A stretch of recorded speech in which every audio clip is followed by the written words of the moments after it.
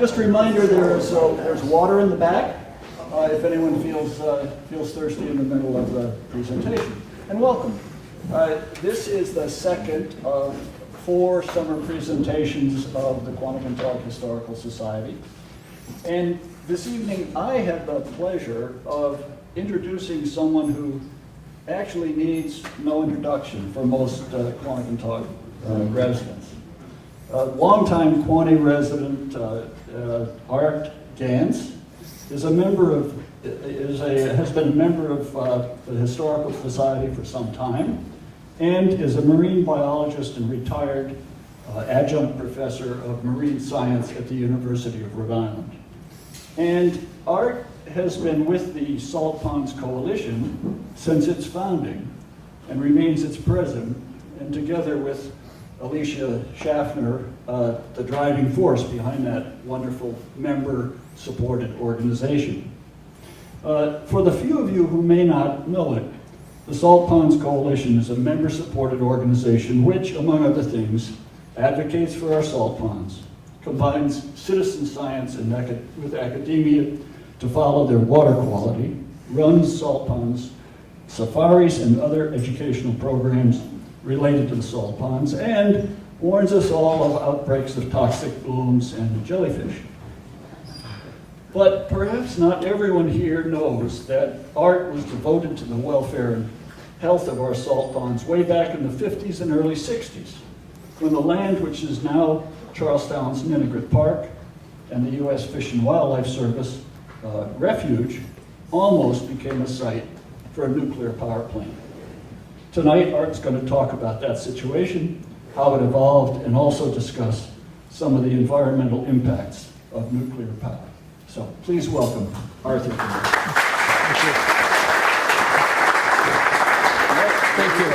Thank you. Good evening.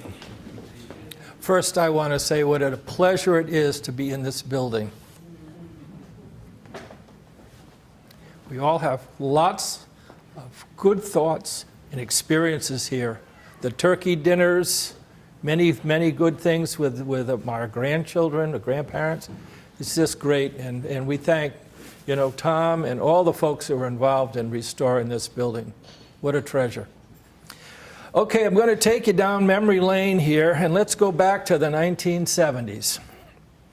Well, we had an energy crisis in the 1970s.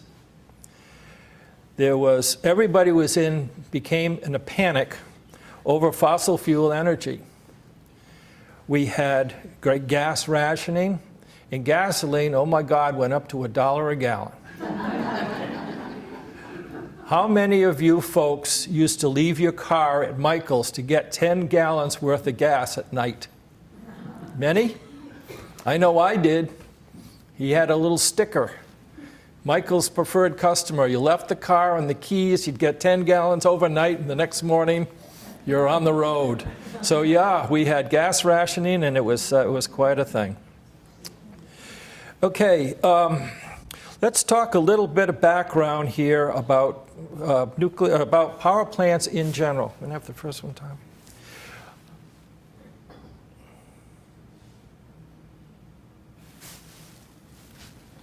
This is a rendering that Bob did for us, superimposing what was anticipated, taken from Fresh Pond Rock.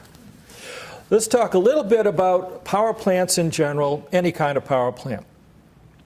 Most all power plants need to be sited near a body of water because they need that source of water to cool, whether it be a generator or a reactor.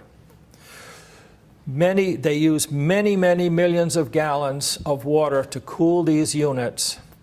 And in the process, everything that is sucked into the plant involves plants, animals, and everything from the environment. And they are entrapped and entangled into the system and essentially cooked.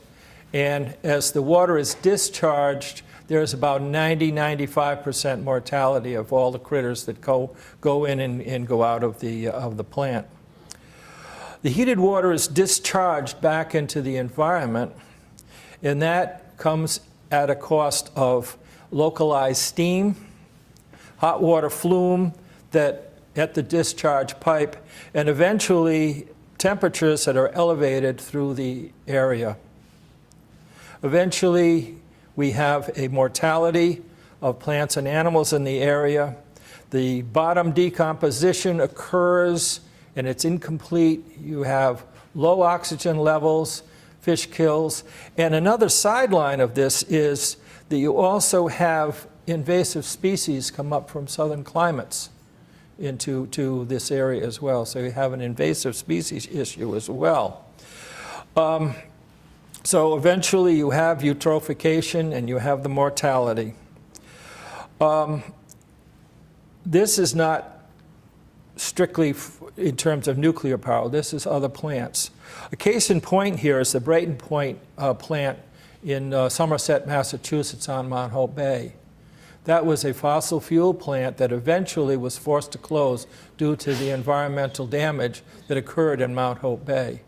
That is, at this point, has been dismantled and is being utilized, and they are anticipating using the site for putting together components for wind energy. So the thing is kind of gone full circles. Nuclear power plants need more cooling water, and the discharge temperature is much higher than in a regular fossil fuel plant.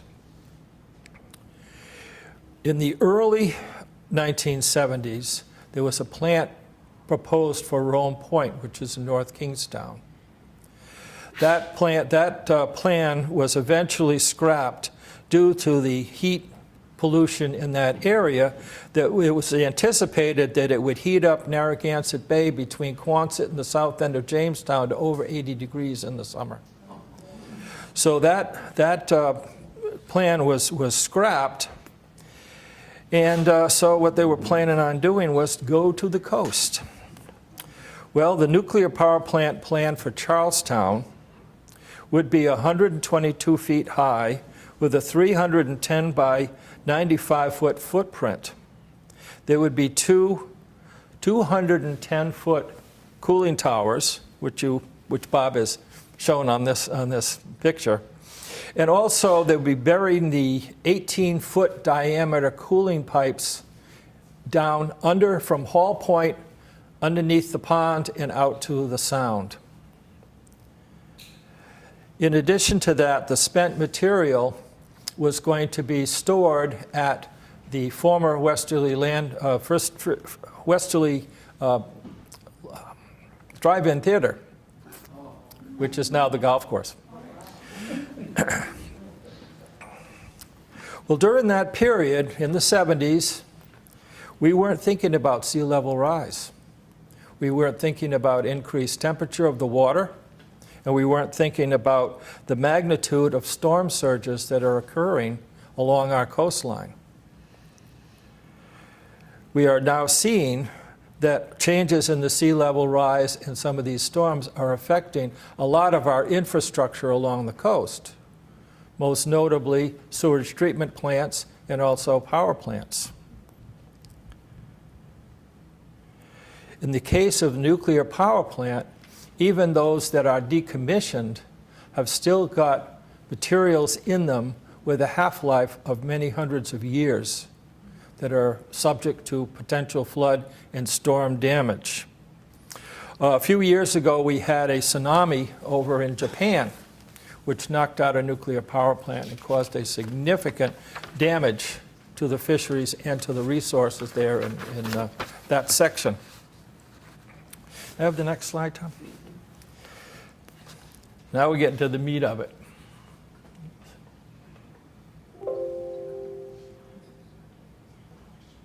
One more. The Charlestown Auxiliary Landing Field was built for training in World War II. Even after the war, the area was used for training as well, right through the 60s. And a lot of us remember the planes dive bombing our houses here in Quaney. It sat idle for a few years, and some of us remember there was a drag strip down there. Eventually, the base was surplused in 1974. Now, a word on surplus government property. The process for disposal of federal surplus property is very clear, whether it's a Jeep or a large facility. Surplus federal property is controlled by the GSA, the General Services Administration. It's first made available to another federal agency. If no other federal agency wants that surplus material, it's offered to the state. If the state doesn't want it, it's offered to the county. The county doesn't want it, it goes to the town. And if no other government agency wants that particular thing, only then can it be available to the private sector. New England Power Company proposed a nuclear power plant for the base property. And Charlestown was deeply divided over this planned nuclear power plant. Some of those divisions still are active today within the community. At one point, we even had a two-party system in Charlestown. We had the endorsed Republicans, which were pro-nuclear, and we had the unendorsed Republicans, which were anti-nuclear. The pros were for jobs, low power rates, and low taxes. The antis were for health, safety, and environmental protection. In this case, the Defense Department surplused the base in April of 1974. The U.S. Department of the Interior, U.S. Fish and Wildlife Service, wanted that property. GSA bypassed its surplus property rules and negotiated directly, without bids, to the private sector, in this case, New England Power Company, for purchase of the base for $3.3 million. By May of 1974, GSA joined in a sales agreement with New England Power. In early 1974, along with the Department of the Interior, a group of local citizens formed the Concerned Citizens of Rhode Island, led by Dr. Sam Seeley and George Bliven, who joined with the U.S. Fish and Wildlife Service in the federal lawsuit. In July 1975, the federal judge ordered an environmental impact study. I worked on that.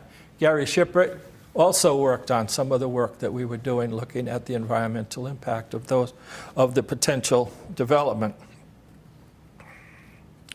Have the next slide, Tom.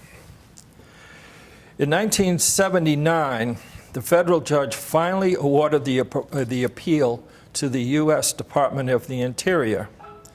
And the ruling granted, okay, the next one. In the ruling granted the waterfront portion to the U.S. Fish and Wildlife Service and 172 acres to the town of Charlestown for a park and passive recreation.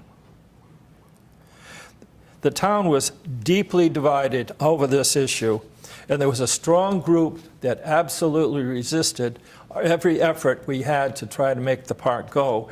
And as a result, we were limited to a $20,000 a year budget to develop the park. That's where the fun begins. The town appointed George Bliven and me to co-chair the development. George was retired and had unlimited energy, ambition, and dedication.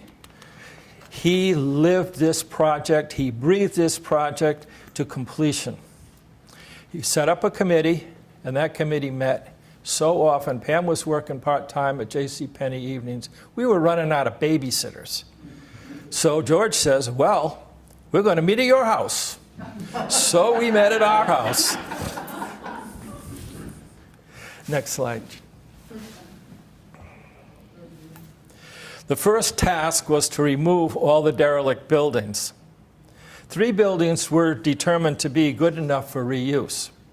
One was going to be used for a gatehouse, one for a senior citizens building, and the third was going to be used for a nature center.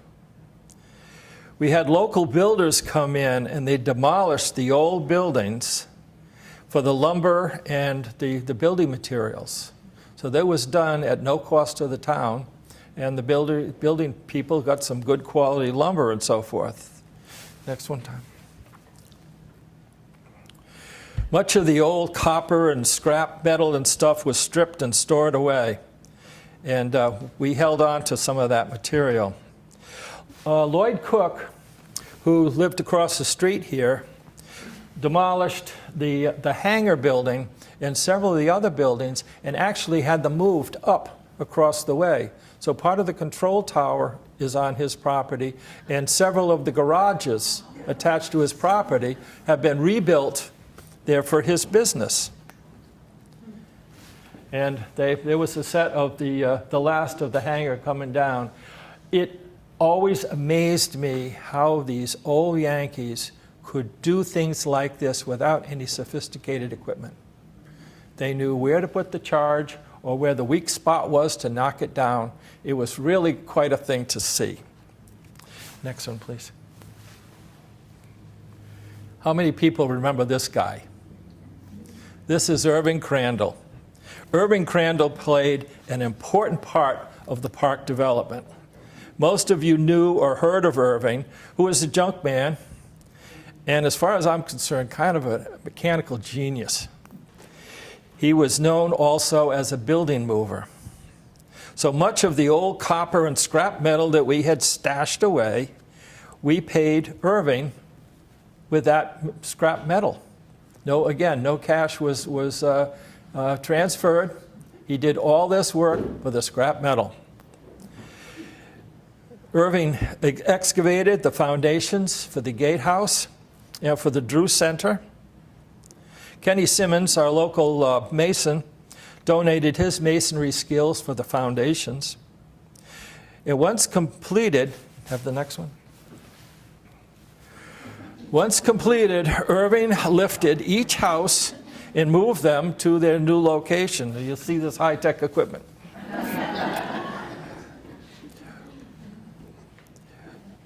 There was an audience to watch this. Next one, please, Tom. Once this thing was ready, he jacked up the buildings and took them by trailer to their site. Then he greased huge timbers with dish detergent and slowly slid these buildings off the trailer and onto their foundations. I mean, the guy just amazes me. About what year was this? Oh, God. Probably about mid-1980s, 1981, 1982. We're getting along here. Okay, the next one. The gatehouse was renovated by volunteers and eventually rented to a town police officer who would provide park security. As far as I know, that's still going on. Edwin Frosty Drew was the son of the big band leader, Ed Drew. Many of you might remember him from the big band era. Frosty suffered from polio. He was part of the CCRI group, and he suffered from polio. And Frosty died before the park was really getting going. Mrs. Drew donated his trust fund to form the Frosty Drew Foundation and funded the Frosty Drew Nature Center. Next one, please. As you see it now, Peter Frosco was one of the group guys, and he headed up the senior citizens renovation program. Just the next one, please. This was the commander's house, which was kept in its regular location. So Peter got the seniors together and volunteered and got this thing brought up. Next one. And there's some of the sites. 1981. So this is how we got these buildings going. Again, volunteer effort, just an incredible group. 15, 20, 30 people. Some knew what they were doing. Some people didn't know what they were doing. Did what I was told, still do. Okay, the next thing is, what about the roads? A friend of mine told us that the National Guard was always willing to do projects for training. So George and I went up and we met with the commander to set up a plan. And what we did is we located where the pavement was to remain for parking and for roads, and we'd have the National Guard remove the rest. And here was George and I with tape measures and spray paint, high tech. The National Guard took care of the rest for us. Next one time. Ernie Anderson and his wife had 2 sons in the military, and they were so excited that the National Guard was there. They had a little Subaru station wagon, and every day the Guard was there to work. They'd fill the back of that station wagon full of food and goodies and drinks for the troops every day that they worked. Again, this is a real sense of community. Well, we had many, many meetings, and many folks came in with proposals for park use. Every use, and this is part of the court settlement, everything that is done at Ninigret Park needs to be approved by the U.S. Fish and Wildlife Service to be compatible with the refuge, and that still remains today. So every proposal had to be evaluated by U.S. Fish and Wildlife Service. Bike racing was a popular sport. Next one. And so the first thing that they did was they put together the bike track over there for the criterium races.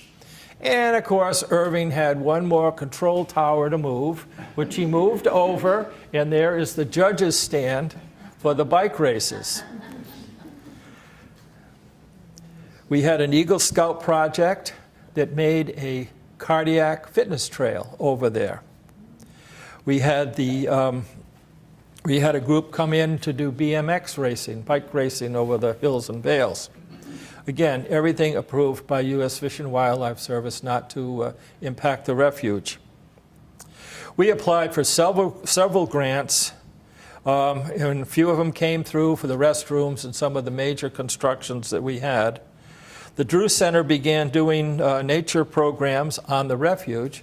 In fact, my daughter was one of the naturalists. She now teaches at Cheraho. And of course, following that, the athletic fields were put together. The Drew Observatory, which was actually designed and built by our neighbor Bill Penhallow.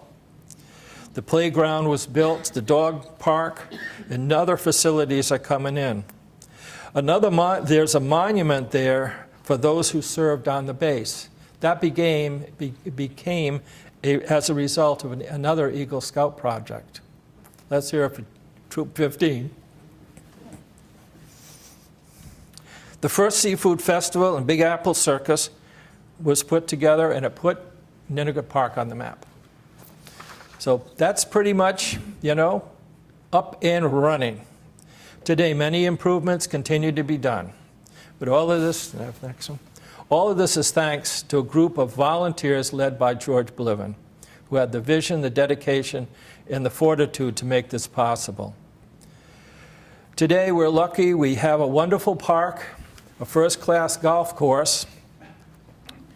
And one of the things that came to mind just yesterday, actually, thinking about it, is the number of years that have gone by. If the nuclear plant had been built, it would be reaching its maturity about now. So we could be, within a few years, that whole thing could have been decommissioned. So here we are today. I really want to thank Bonnie for helping me with her dad's records, for Alicia, who put together all my slides because I'm just not very good at computers, and of course our friend Bob, artistic director, for all that he has done. Thank you very much.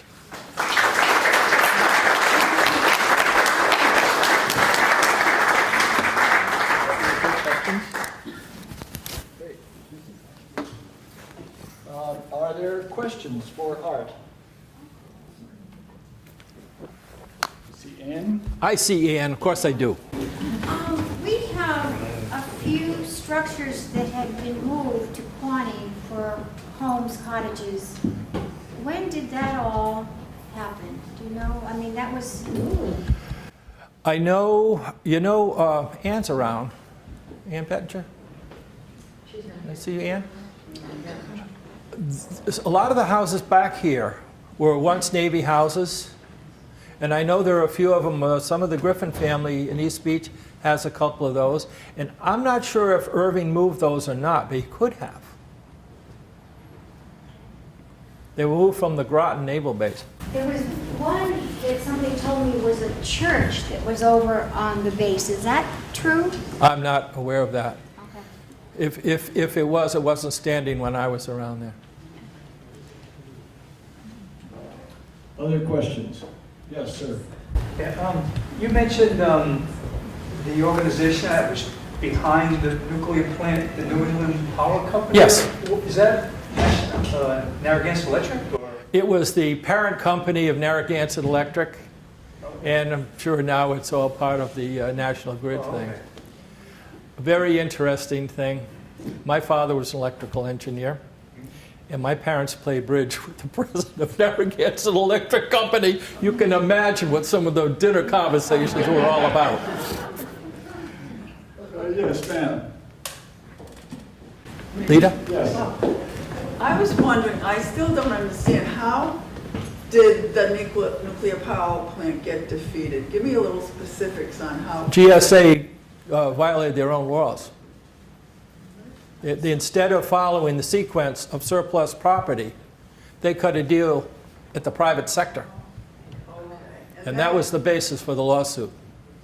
Okay, so who took the lawsuit to whom? Department of the Interior took GSA to court along with CCRI, Which court? federal Which court. court does that go? That's Federal court. Say it again? It went to federal court. Okay. Federal judge made all the rulings on it. And you said the local, there was a local group that connected with the federal. It was CCA, Charlestown, CCRI, and the Department of Who Interior. brought the suit and Yes. the judge found Yep. it in favor. Yes. Other questions? Yes, sir. More of a comment than a question. First of all, your picture in the beginning, I don't think it's accurate with the cooling towers, because most of the nuclear plants on the coastline rely on coastal waters for 10 miles out and don't have cooling towers. So to insert them in there, I think is a little bit of a misnomer. Secondly, I think not having the nuclear power plant here is really a big mistake in the fact that look at where we are with coastal, our coastal waters rising with global warming. We would offset billions of tons of carbon with a plant, 2 plants even, right nearby. No taxes, there'd be a lot of benefits. People that rent houses, the shoulder seasons, when they do all the work on the nuclear power plants, would have brought in laborers that are making top dollar in the industry and would have extended the rental season on both ends of the summer high season. Another point, most people probably don't realize it, but we probably live, if you drew a radius, I'll say 30 miles, probably more nuclear reactors within 30 miles of us than maybe any place in the country. Does anyone disagree with that? You know where we're coming from? Millstone. We have 3 in Millstone, and you've got 15 at the Navy submarine base that are stationed there, then 2 or 3 in construction all the time. This area was a huge research area in the early days of the nuclear programs. We had United Nuclear in Montville. United Nuclear in Montville now is Mohegan Sun. It was a nuclear fuel manufacturing plant for the Navy. And right up the road, just 5-10 miles, is Wood River Junction. Interesting story there. It's the only commercial site that had a nuclear criticality accident, and they actually had a fatality, I think in '64. Site's been since cleaned up, decommissioned, no more residual radioactive. I guess my point, I think not having a nuclear plant here, big picture, mistake. Thanks, Bill. Other questions or comments? Just a point on his, I lived in the shadow of Indian Point in New York on the Hudson River. They are now decommissioning it. The local towns are losing over 50% of their tax base because the power plant paid it. They no longer do. So towns are in dire straits. Yes, sir. And I worked for United Nuclear for like 20 years in Montville, and when that plant closed, the town of Montville went way down. Same reasons. Tax base just went, until Mohegan Sun came in. Yes, ma'am. Can anyone comment on the development now of the research that's being done on opening new types of power plants, nuclear power plants, which are much smaller and considered much safer and much less expensive than the other kinds of that I've read about recently, mostly in probably the Wall Street Journal? Bill might probably be able to answer that. Yeah, there's a lot of research going on Yeah. small modular reactors, they're Yeah, called. small, yeah. They're about 10% the size of a Right. commercial one. And part of the idea is you put one, if you need more, you add another one. Uh-huh. They don't maintain the heat that a big plant does, so they're inherently safe if you have a problem. So it's There's a a- lot of research, and I just read that there's one going to be built for sure somewhere. Okay. And it's a much safer technology, is what we're Yeah, saying. yeah. Okay. Interesting. Yes, other questions or comments? Yes, I have a sir. comment. There's Bill Gates has started a company that's going to produce sodium-cooled nuclear power plants. And I can just see this all coming together with this Green Deal thing, with everybody with electric cars and electric everything in the future. I'm a structural designer, nuclear, electric boat. And we did have a sodium-cooled reactor once, Fort St. Vrain in Colorado. Really? Yeah. Yes, thanks. Other additions to this useful spirited discussion?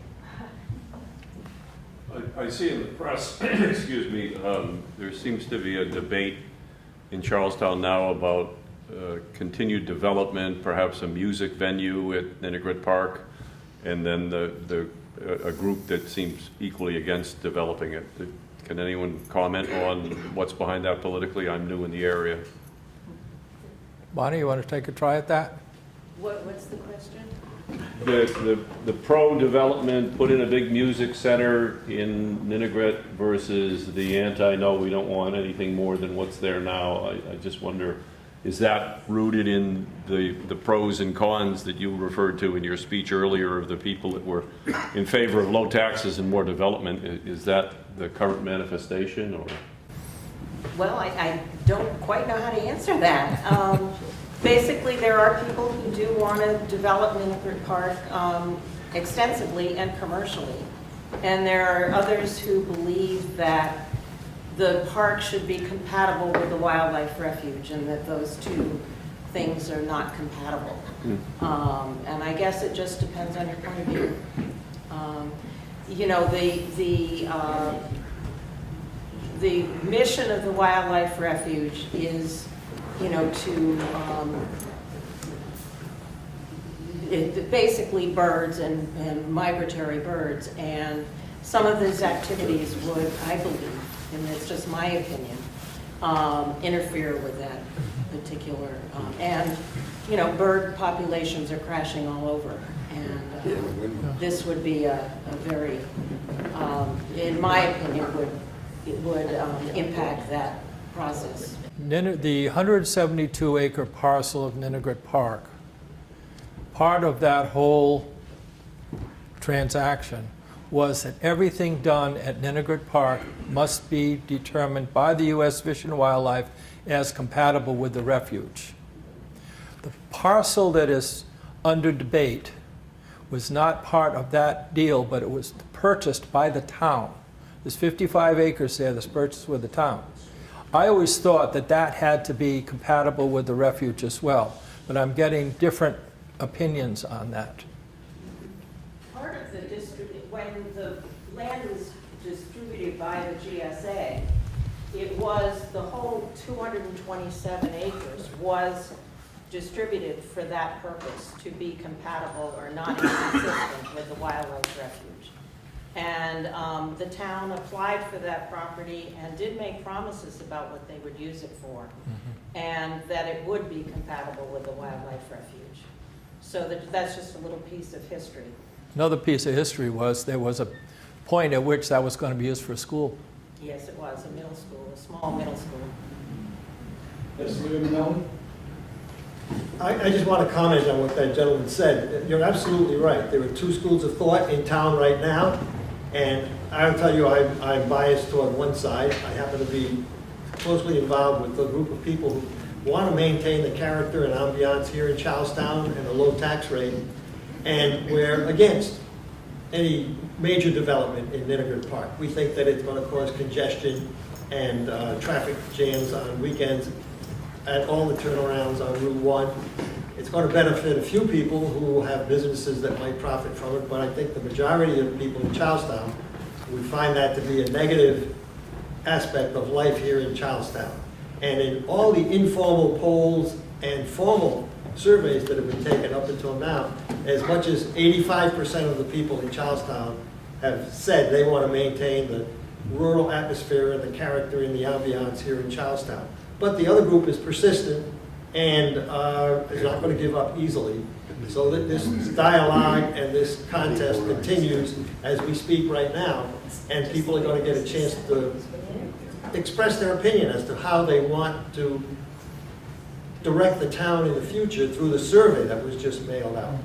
So my hope is that you vote for what the current town government is doing and maintaining the character and ambiance in town, and not elect to do major development in Ninigret Park.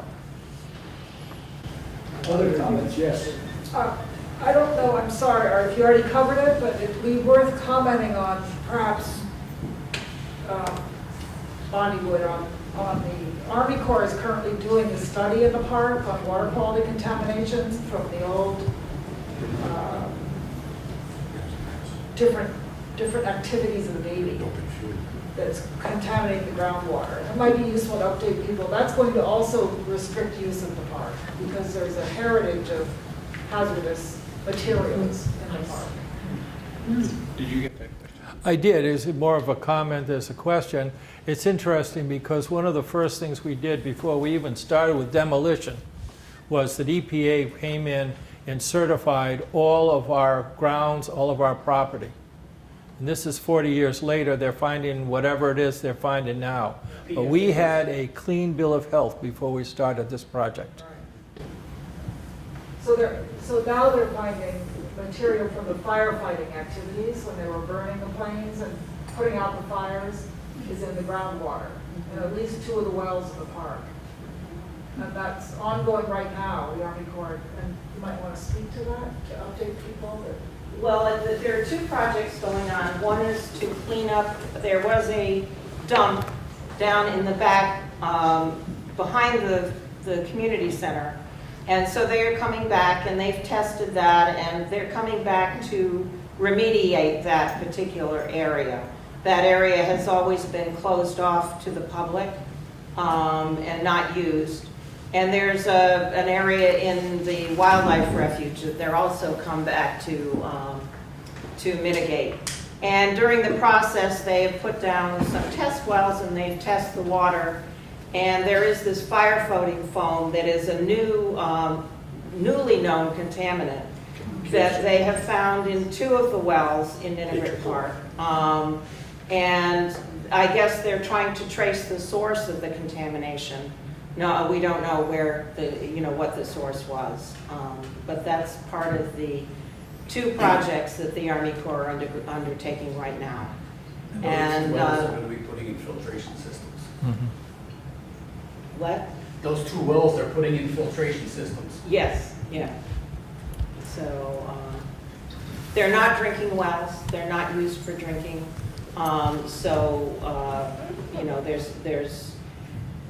That's not a problem at the moment.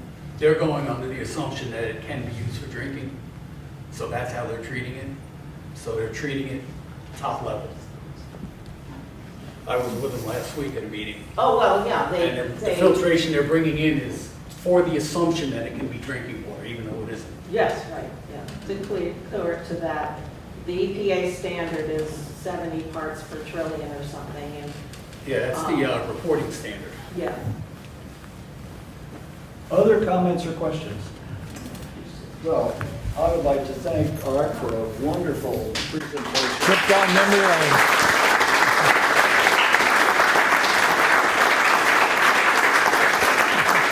And also the audience for a very nice discussion of a complicated matter. Thank you all very much.